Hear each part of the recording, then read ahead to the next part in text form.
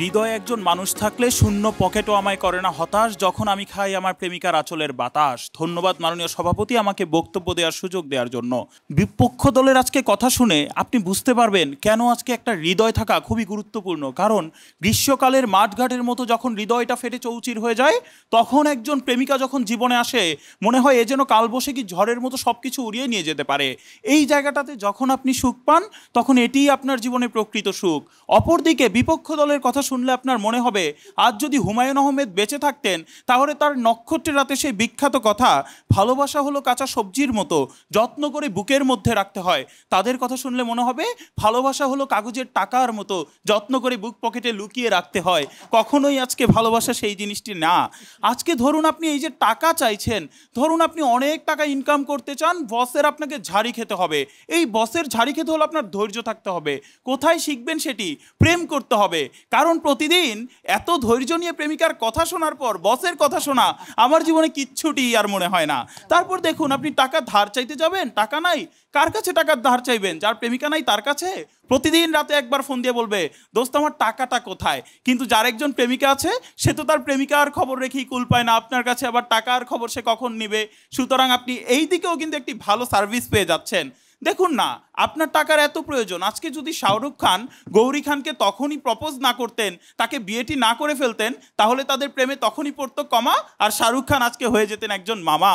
সেই জায়গা থেকে আমরা দেখতে পাই টাকার জন্য কিন্তু তিনি অপেক্ষা করেননি। প্রথমত হৃদয়টাকে পূর্ণ করেছেন, ভালোবাসা তারপর এমনিতেই এসেছেন। এই যে আজকে এখানে ন্যান্সি আপু বসে আছেন, ন্যান্সি আপু বলেছেন ভাবিনি কখনো এ হৃদয় রাঙানো ভালোবাসা দেবে তুমি। কেন তিনি ভালোবাসার আশঙ্কা করলেন? কেন তিনি টাকা চাইলেন না? এই জিনিসটিও কিন্তু আপনাকে বুঝতে হবে। তার মানে সকল কিছুর মূলে চলে যাচ্ছে ওই অর্থের বিষয়টি। তারপর একটু দেখুন না, ভালোবাসা দিবসে আপনি অনেকগুলো টাকা নিয়ে বসে আছেন, কেউ আমার কাছে কি একটু টাকা নেবে? কেউ আপনার কাছ থেকে টাকা নেবে না। নিতে পারে আপনার সেই বন্ধুটি যার কিনা প্রেমিকা আছে, সে যখন ঘুরতে যেয়ে তার প্রেমিকাকে গোলাপ ফুল দিয়ে সামাজিক যোগাযোগ মাধ্যমে পোস্ট দিবে, তখন আপনি ভাববেন এই টাকা দিয়ে আমার হলো কি, ধিক্কার আমার এই টাকাকে। সুতরাং দিন শেষে আপনার যেই জিনিসটি বেশি প্রয়োজন সেই জিনিসটি হচ্ছে আপনার পকেটে টাকা থাকা। টাকা হলে আপনার আবার টাকা আসবে। যারা বাংলার দ্বিতীয় পত্র পড়েছেন তারা করণ কারকে পড়েছেন টাকায় টাকা আনে, কিন্তু টাকায় ভালোবাসা আনে এই জিনিসটি কেউ বলেননি, কোনো কবি সাহিত্যিকও বলেননি।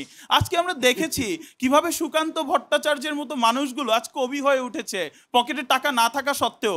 এমন একজনকে দেখাবেন যিনি কিনা টাকা অনেক ছিল কিন্তু ভালোবাসা না থাকা সত্ত্বেও কবি হয়ে গিয়েছেন। প্রত্যেকের ভিতরে যে অনুভূতিটা থাকে সেই অনুভূতিটা জাগ্রত করার জন্য একজন মানুষের প্রয়োজন হয়। সেই মানুষটি হচ্ছে একজন প্রেমিকা।